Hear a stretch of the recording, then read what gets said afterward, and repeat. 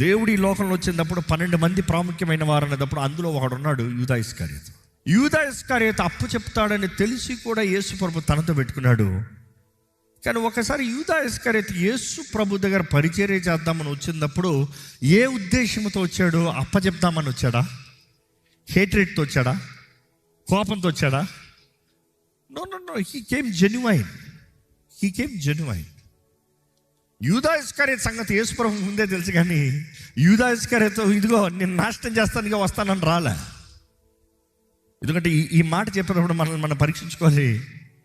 ఇక్కడ ఎవరు మన జీవితాల ద్వారా దేవుని నామానికి అవమానం తేవాలని వచ్చామా?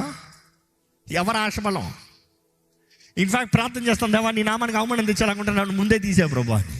మనం ఆశపడము దేవునికి అవమానం తేవాలని, కానీ దేవుడితో మన జీవిత ప్రయాణం వెళ్ళినప్పుడు మన క్యారెక్టర్, మన హృదయం సరలేకపోతే అపవాది నిశ్చయంగా అడ్డదారి, తప్పుదారి కొడతాడు ఎక్కడో చోట.